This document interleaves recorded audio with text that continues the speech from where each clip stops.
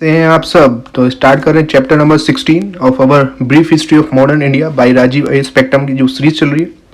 तो स्टार्ट करते हैं with non cooperation movement and खिलाफत आंदोलन। तो देखते हैं कि ड्यूरिंग 1919 और 22 जो ब्रिटिश है वो दो मास मूवमेंट से अपोज किया गया उनको। तो उनका नाम था खिलाफत and non cooperation movement.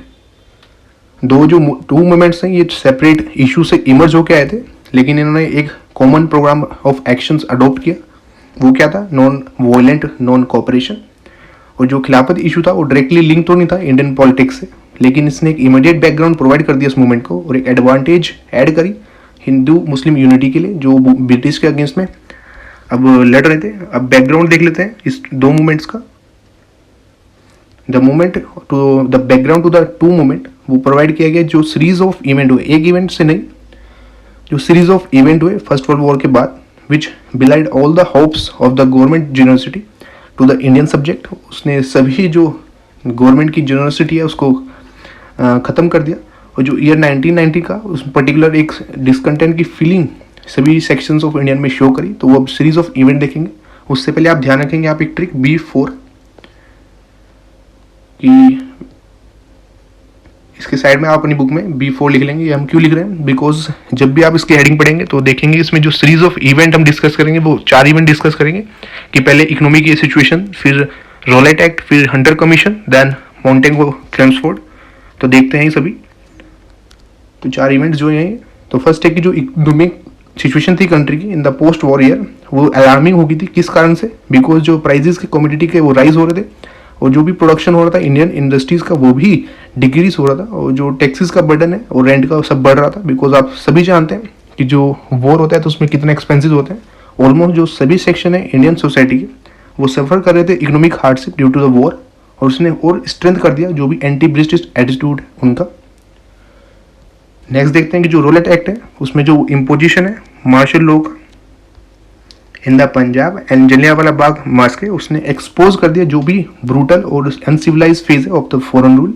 Next देखते हैं जो हंटर कमीशन थी, Hunter committee on Punjab atrocities, उसने भी एज अ आई वॉश वो प्रूव हुई। बिकॉज जो हाउस ऑफ लॉर्ड के अंदर इन ब्रिटिश पार्लियामेंट लाइक हमारी जो राज्यसभा है उसने जो भी जनरल डायर के द्वारा काम किए गए उसका समर्थन किया। और जो वहाँ की पब्लिक थी उसने भी सोलिडेरिटी शो करी with the General Dyer by collecting a money of 30,000 pound. और जो मोंटेगो क्लेम्सफोर्ड रिफॉर्म था तो आपकी इसके लिए ट्रिक बताई गई थी SV की जो फर्स्ट नेम होता है वो SOS, उससे सेकंड होता है वो viceroy with their ill conceive scheme of direct satisfy नहीं कर पाए जो भी इंडिया की डिमांड थी फॉर द सेल्फ गवर्नमेंट। अब चारों आपको पॉइंट ये ध्यान रहेंगे B4 से कि चारों point economic hardship, then Rowlatt, then Hunter committee, then Montagu Chelmsford. अब देखते हैं कि जो वर्ल्ड वॉर के बाद पीरियड जो था उसने प्रिपरेशन शो करी कि जो भी हिंदू और मुस्लिम की यूनिटी के लिए जो भी पॉलिटिकल एक्शंस लेने थे। फर्स्ट है कि जो लखनऊ पैक्ट हुआ 1916 का had stimulated Congress Muslim league cooperation. और जो नेक्स्ट है रोलेट एक्ट जो एजिटेशन हुआ था उसने भी हिंदू और मुस्लिम्स को एक साथ लाने का काम किया and also the other section of the society.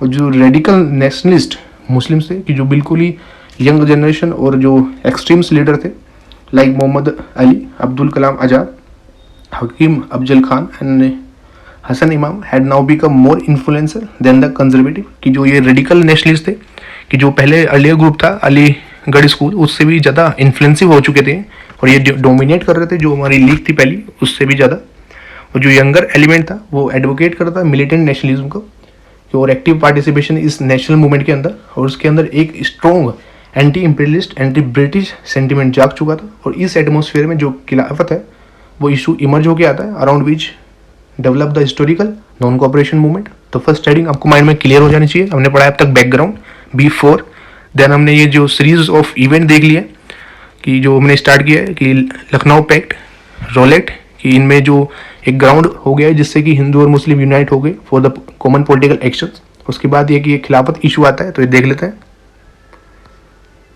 तो खिलाफत जो इशू है वो एक रास्ता दे देता है जिससे कि ये रेडिकल जो नेशनलिस्ट है ये और तरीके से इमर्ज होके आते हैं among the younger generation of the Muslim and the section of traditional Muslim scholar जो इंक्रीजिंगली क्रिटिक हो रहे थे ब्रिटिश रूल के।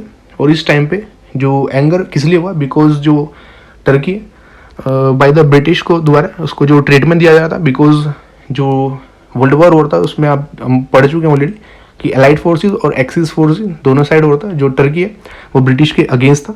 Dates why this time they were angered by the treatment meted out to Turkey, British के द्वारा जो उसको treatment दिया जा रहा था। और जो मुस्लिम्स हैं इंडिया के अंदर और जो मुस्लिम सभी वर्ल्ड के अंदर है, वो जो सुल्तान है टर्की को अपना ऐसा स्पिरिचुअल लीडर मानते हैं और उनको बोलते हैं खलीफा। सो नेचुरली जो उनकी सिंपैथी है टर्की के साथ वो रहेगी। एंड ड्यूरिंग द वॉर जो टर्की है वो अलाइड था with the Germany, Australia, British के अगेंस्ट में, जैसे आपको मैंने अभी बताया।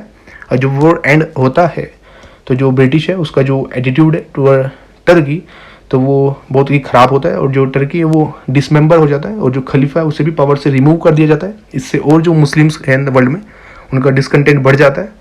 और इंडिया के अंदर भी मुस्लिम्स डिमांड करते हैं ब्रिटिश से फर्स्ट डेट जो खलीफा है उसे मुस्लिम के जो उसके सेक्रेट प्लेस है उस पर दोबारा कंट्रोल दिया जाए। सेकंड जो कुछ उसको टेरेटरी दिया जाए जिस पे वो रूल कर सके। और in the early 1990 Khalifa committee बनाई गई under the leadership of Ali brothers, तो ध्यान रखेंगे शौकत अली एंड मोहम्मद अली, और जो मौलाना आज़ाद, अजमल खान और हसरत मोहनी है, to force the British government कि वो अपना एटीट्यूड चेंज करे टर्की के द्वारा, टर्की के प्रति। एंड थस जो ग्राउंड है for the country wide agitation वो प्रिपेयर हो चुका। तो इसी इशू पे हम देखते हैं कि आगे कैसे ये ग्राउंड काम करता है। नेक्स्ट है कि development of Khilafat, non cooperation movement और non cooperation programme. And for the some time जो खिलाफत लीडर हैं उन्होंने क्या यूज़ किया, उन्होंने मीटिंग करी, पेटिशन करे और डेप्यूटेशन करे, किसके फेवर में, खिलाफत के फेवर में। लेटर हाउएवर एक मिलिटेंट ट्रेंड इमर्ज हो गया जिसने एक एक्टिव एजिटेशन किया कि स्टॉप करे आ जाए सभी कोऑपरेशन जो ब्रिटिश के साथ कर रहे हैं। थस एक ऑल इंडिया खिलाफत कॉन्फ्रेंस करी गई दिल्ली के अंदर इन नवंबर 1919 कि उसमें कहा गया कि यह कॉल कि बाइकआउट किया जाएगा जो ब्रिटिश के गुड्स हैं सभी को। और खिलाफत लीडर्स भी क्लियरली स्प्लिट आउट हो चुके हैं डेट अनलेस जब तक कि जो वॉर के बाद जो भी इन्होंने अनफेवरेबल किया है टर्की के साथ उन्हें वापस नहीं दे दिया था उनकी जो भी टेरिटरी है, तब तक ये गवर्नमेंट के साथ कोऑपरेट नहीं करेंगे। और जो गांधी जी भी जो प्रेसिडेंट थे ऑल इंडिया खिलाफत कमेटी के, सो इन द इशू की एक प्लेटफॉर्म मिल गया कि जहाँ पे जो मास है उसे यूनाइट कर सकते हैं and United non cooperation could be declared against the government. Next है कि कांग्रेस का इसमें स्टैंड क्या था खिलाफत के क्वेश्चन तो ये क्लियर हो गया था कि जो सपोर्ट है कांग्रेस की वो एसेंशियल है खिलाफत मूवमेंट को कामयाब करने के लिए। हाउएवर ऑल जो गांधी जी थे वो फेवर में थे कि जो सत्याग्रह और नॉन कोऑपरेशन मूवमेंट को लॉन्च किया जाए गवर्नमेंट के अगेंस्ट में, किस इशू पे, ऑन द इशू ऑफ खिलाफत। लेकिन जो कांग्रेस है वो सपोर्ट में नहीं थी इस इशू में। लेकिन जो तिलक जी थे वो भी अपोज करते कि मुस्लिम के साथ अलायंस करना ओवर द रिलीजियस इशू, कि एक रिलीजियस इशू है। और वो अभी भी संशय में थे कि सत्याग्रह को as a instrument of politics use किया जाए चाहिए या नहीं।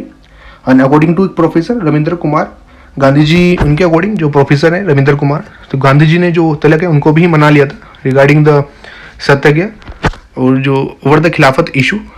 And there was opposition to some of the other provision of the Gandhi non cooperation programme, कि और भी अपोजिशन हो रहा था कि जो गांधी जी के जो प्रोविजंस थे, कि जो कुछ प्रिंसिपल थे रिगार्डिंग गांधी जी का जो नॉन कोऑपरेशन प्रोग्राम था, उनमें से एक था कि जो काउंसिल को बाइकआउट करने की बात की जा रही थी।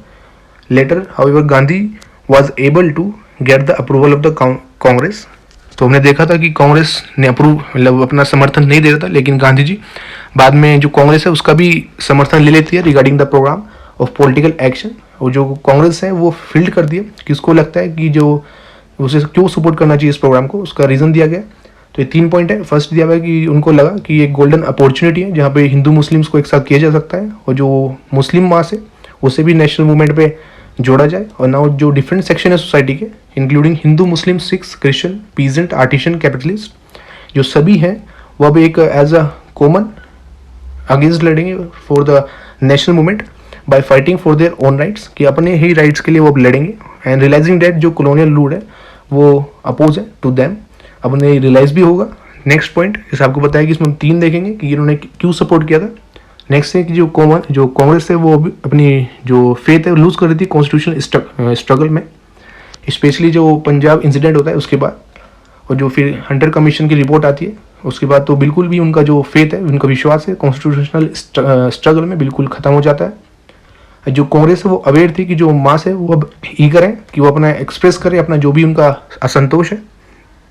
नाउ देखते हैं कि मुस्लिम लीग ने क्या सपोर्ट किया। तो मुस्लिम लीग ने डिसाइड किया कि वो अपनी पूरी ही समर्थन देगी कांग्रेस को and is agitation on political question. Next देखते हैं कि जो नॉन कोऑपरेशन खिलाफत मूवमेंट है, अब फरवरी 1920 में, इन अर्ली 1920 एक जॉइंट हिंदू मुस्लिम्स डेपुटेशन भेजा गया वाइसराय को कि जो भी उनकी प्रॉब्लम है उसे देखा जाए रिगार्डिंग द इशू ऑफ खिलाफत।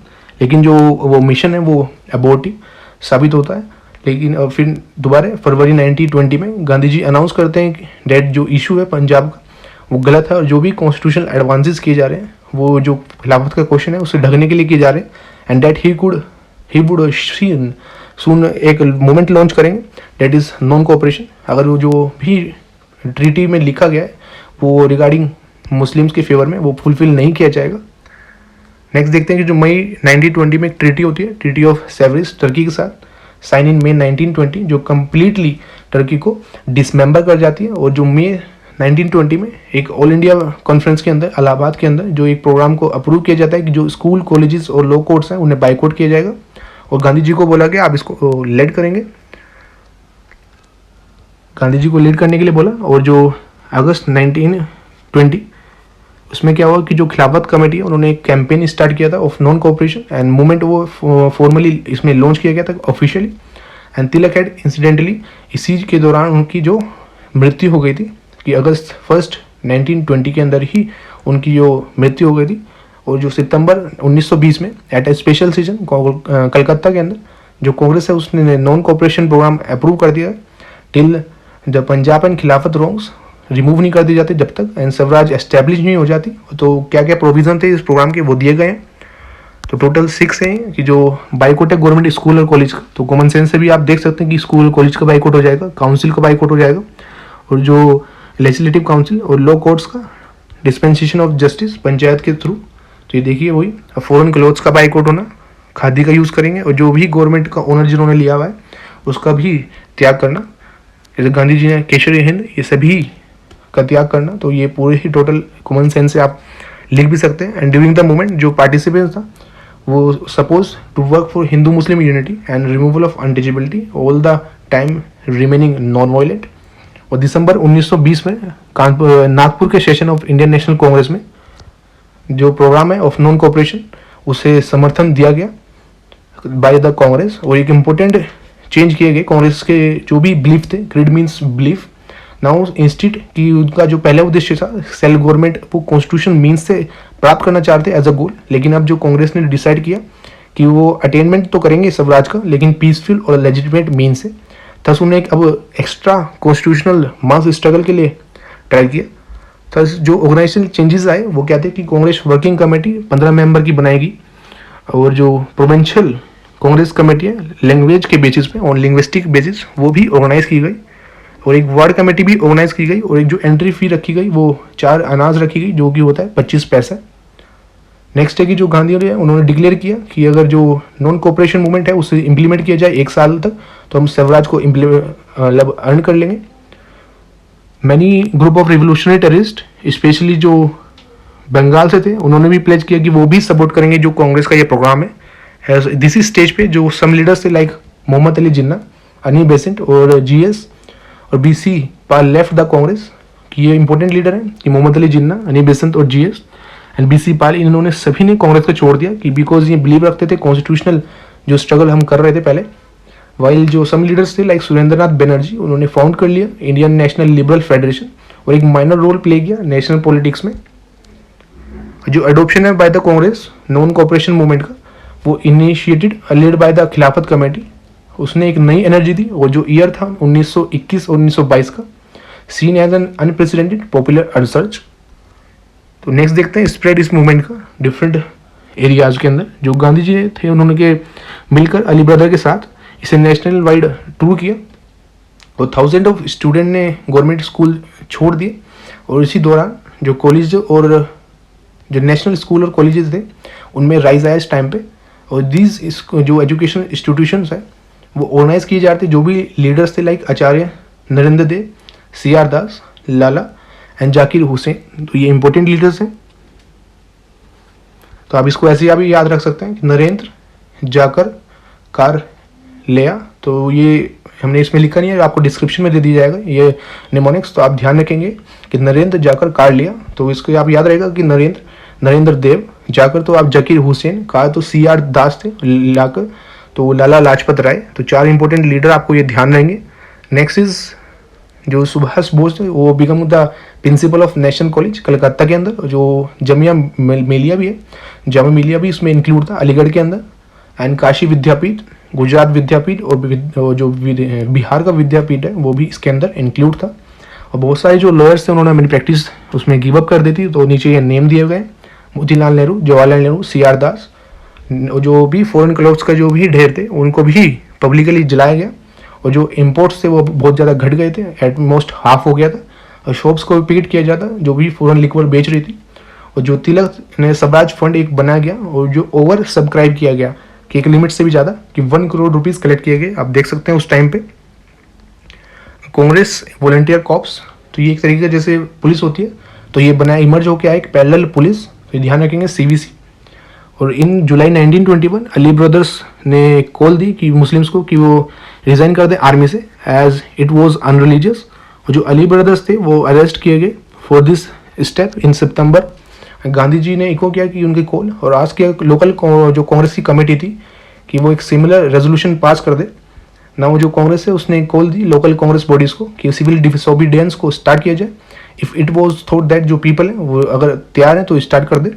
ऑलरेडी एक नो टैक्स मूवमेंट है against the union board taxes in Midnapore और गुंटूर आंध्रा, वो चल रहा था। और असम के अंदर जो स्ट्राइक्स हो रही थी, टी प्लांटेशन, स्ट्रीमर्स सर्विस और असम बंगाल रेलवे, वो ऑर्गेनाइज की जा रही थी। और JM सेनगुप्ता एक प्रोमिनेंट लीडर थे इन स्ट्राइक्स के। और नवंबर 1921 में जो विजिट थी of the prince of Wales, उसने भी बहुत सारे वाइड स्प्रेड स्ट्राइक्स हुई, डेमोन्स्ट्रेशन हुए। और जो स्प्रिट है डिफाइंस की और अनरेस्ट की gave rise to many local struggles. Like हम आगे भी जो पीजेंट मूवमेंट है वहाँ पे हम डिस्कस करेंगे, जो ये अवध किसान मूवमेंट है, एका मूवमेंट है, तो जो development of press, development of education और जो पीजेंट मूवमेंट है। अब देखते हैं लोगों को क्या रिस्पॉन्स रहा। जो पार्टिसिपेशन है इन द मूवमेंट वो वाइड रेंज रहा सोसाइटी का। तो फर्स्ट टाइम मिडिल क्लास, तो जो लोग थे मिडिल क्लास के वो बिगिनिंग में तो उन्होंने पार्टिसिपेट किया, लेकिन एट द मिडिल तो जो बहुत ज़्यादा लिमिटेड होगी वो गांधी जी के प्रोग्राम में। और प्लेसेस जो ये कलकत्ता, बॉम्बे, मद्रास, तो ऐसे BMC कि ये जो 3 प्लेस थे, बॉम्बे, मद्रास एंड कलकत्ता, इनमें जो ये एक इम्पोर्टेंट सेंटर थे। तो इनमें जो भी गांधी जी के जो भी बात थी उनका जो लोगों का रिस्पॉन्स था बहुत ही लिमिटेड था। और जो रिस्पॉन्स था, जो भी गवर्नमेंट गांधी जी बोल रहे थे कि लाइक गवर्नमेंट सर्विस से रिजर्वेशन देना, रिज़ाइन कर देना गवर्नमेंट सर्विसेज से, सरेंडर करना टाइटल्स का, वो सीरियसली नहीं लिया जा रहा था। और कंपेरेटिव जो न्यू कमर्स थे इंडियन पॉलिटिक्स में, वो फाउंड कर रहे थे अपना एक्सप्रेशन ऑफ इंटरेस्ट और एस्पिरेशन इस मूवमेंट में, कि जो यंग कंपेरेटिव न्यू कमर्स थे वो ज़्यादा बढ़ चढ़ के पार्टिसिपेट कर रहे थे इन कंपेरेटिव जो ऑलरेडी पोस्ट पे बैठे हुए थे। और राजेंद्र प्रसाद बिहार के अंदर और जो वल्लभ भाई पटेल गुजरात के अंदर, उन्होंने प्रोवाइड किया एक सोशल सॉलिड सपोर्ट। और इनफैक्ट जो लीडर्स लाइक दैम फाउंड कर रहे थे नॉन कोऑपरेशन को एक बहुत ही महत्वपूर्ण पॉलिटिकल ऑल्टरनेटिव टेररिज्म से, in order to fight against colonial government. तो मिडिल क्लास का आपको पूरा ही एक्सप्लेन हो चुका है। नेक्स्ट देखते हैं बिजनेस क्लास की इकोनॉमिक जो बाइकआउट रिसीव कर रही थी support from the Indian business group, because उन्हें बेनिफिट हो रहा था कि जो नेशनलिस्ट हैं उनकी जो स्वदेशी गुड़ है उसमें एम्फेसिस ज़्यादा बढ़ रहा था। लेकिन जो बड़े बिजनेसमैन थे वो भी डाउट में थे रिगार्डिंग द मूवमेंट। उन्हें जो लेबर का अनरेस्ट था फैक्ट्री में उसका डर था। और जो पीजेंट है उन्होंने भी इसमें जो पार्टिसिपेट किया वो भी मैसिव था। ऑल्दो जो कांग्रेस है वो जो अगेंस्ट थी regarding the class war and the mass broke this restrain, कि इसी जो भी रिस्ट्रेन है रिगार्डिंग क्लास, इसको ही खत्म किया उसने। और बिहार के अंदर जो कन्फ्रंट्रेशन है between the lower and the upper जो कास्ट है on the issue of the form taking the secret thread got merge with the non cooperation movement. और जनरली बोले जो पीजेंट है वो लैंड लॉर्ड के अगेंस्ट हो गए और ट्रेडर्स के भी। और जो मूवमेंट है उसने एक अपॉर्चुनिटी दी to the toiling masses to express their, कि टोइलिंग इज जो मेहनत कक्ष मासेस है उसको एक्सप्रेस कर सके वो अपना रियल फीलिंग ब्रिटिश के अगेंस्ट में, एज वेल एज जो इंडियन मास्टर ऑपरेशन है मीन्स जो लैंडलॉर्ड है जो ट्रेड है उनके अगेंस्ट में। तो हमने ही डिस्कस कर लिया जो मिडिल क्लास का, बिजनेस, देन पीजेंट। अब देखते हैं स्टूडेंट का। फिर ये कॉमन सेंस ही आप लगा सकते हैं स्टूडेंट। फिर जो भी डिफरेंट सेक्शन है लाइक फिर वुमेन देखेंगे हम। तो जो स्टूडेंट थे वो भी एक्टिव वॉलंटियर बन गए इस मूवमेंट में। और 1000 ऑफ स्टूडेंट ने जो गवर्नमेंट स्कूल्स और कॉलेज थे उनको छोड़ दिया और जो नेशनल स्कूल और कॉलेज थे उनको ज्वाइन कर लिया। और जो न्यूली ओपन नेशनल इंस्टीट्यूशन थे लाइक काशी विद्यापीठ, गुजरात विद्यापीठ और जामिया मिलिया इस्लामिक और अदर अकोमोडेटेड मैनी स्टूडेंट।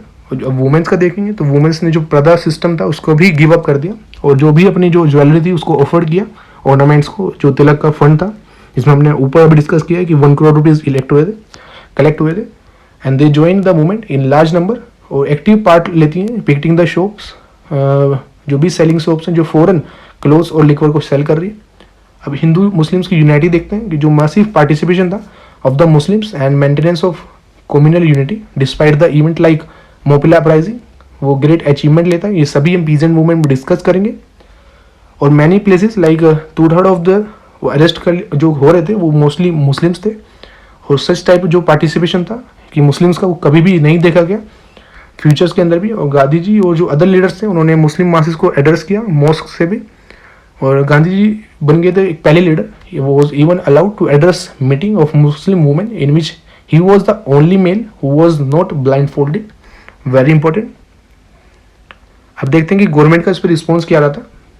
जो भी गांधी जी और जो रीडिंग थे, जो वायसराय थे, उनके बीच में जो बातचीत हुई एंड ब्रोक डाउन इन मई 1921। जो गवर्नमेंट है वो चाहती थी गांधी जी को कि वो अर्ज करें अली ब्रदर से कि वो रिमूव करते हैं उन पोर्शन को अपनी स्पीसीज से जो सजेस्ट करते हैं वॉयलेंस को। गांधी जी ने रियलाइज़ किया कि गवर्नमेंट है एक तरीके का दरार डालना चाहती है उनके बीच में और खिलाफत जो लीडर्स हैं उनके बीच में, और उन्होंने रिफ्यूज़ कर दिया to fall into the trap, इस ट्रैप में उलझने से मना कर दिया। और दिसंबर में जो गवर्नमेंट है वो हैविली प्रोटेस्टर्स के ऊपर came down heavily on the protester.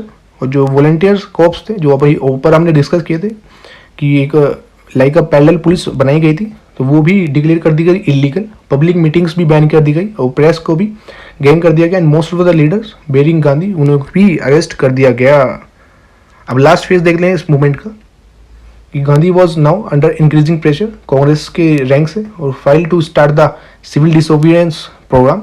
और जो अहमदाबाद का सेशन था 1921 का जिसे प्रिसाइड कर रहे थे incidentally CR Das while still in jail and Hakim Ajmal Khan जो एक्टिंग प्रेसिडेंट थे उन्होंने अपॉइंट कर दिया गांधी जी को सोल अथॉरिटी इस इशू के दौरान।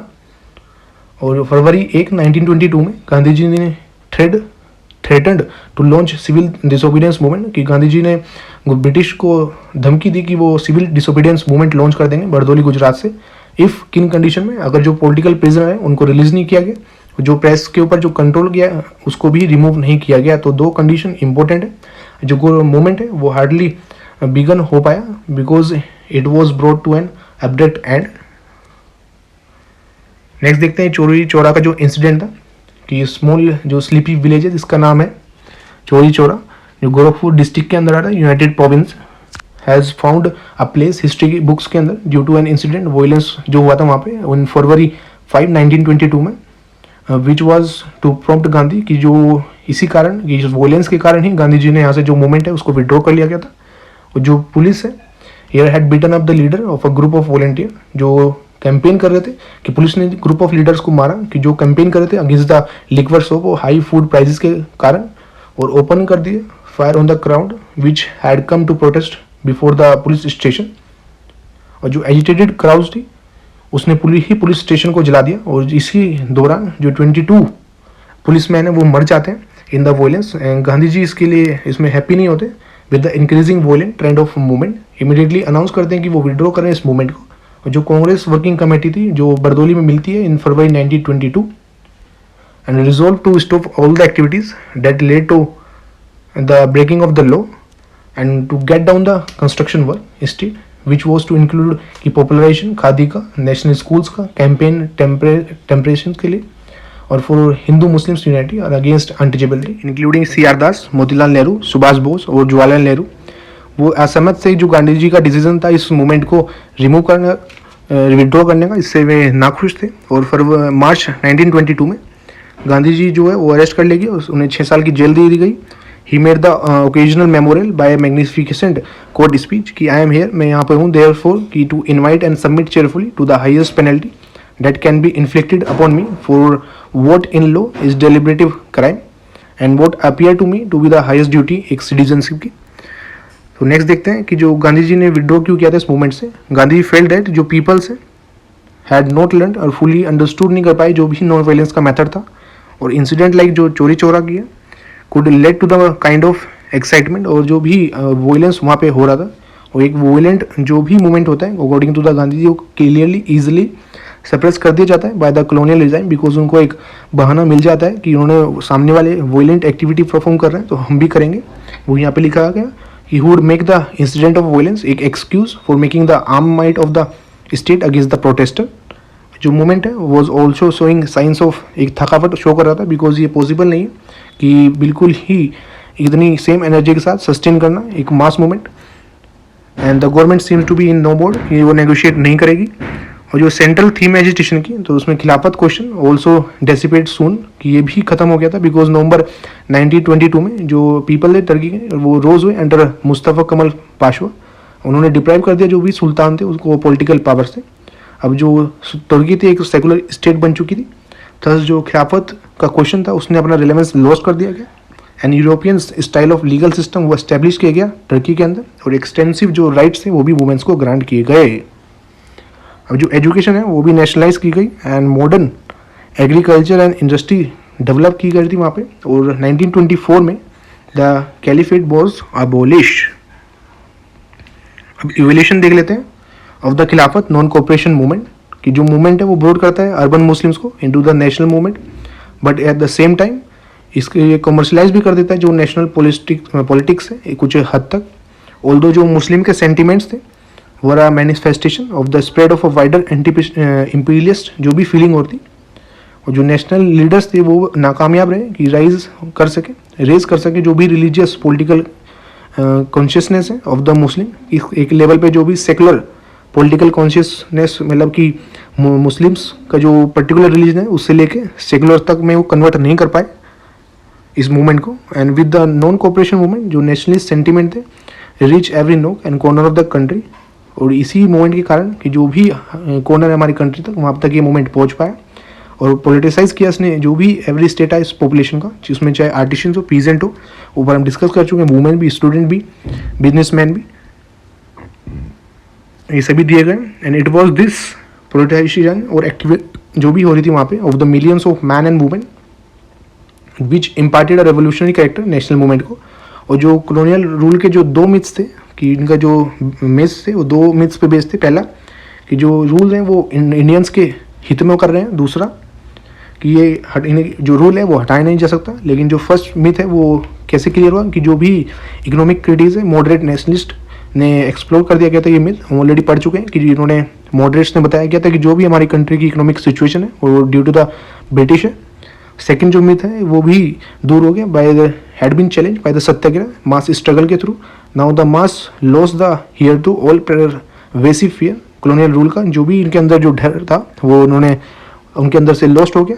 अब वो उनको अंदर से ये मिथ दूर हो चुका था कि वो इस जो एम्पायर्स को हटा नहीं सकते। तो दोनों ही मिथ आपको यहाँ पर क्लियर हो चुके हैं। तो गाइस हमारा ये चैप्टर पूरा ही कंप्लीट हो गया। ये समरी इसमें दी गई है तो आप इसको देख सकते हैं। बाकी if you have any doubt in any line आप पूछ सकते हैं इन द कमेंट सेक्शन। मिलते हैं इसके चैप्टर नंबर 17 में। And don't miss to hit the like button and subscribe to our channel TNM Expert IAS। Thank you.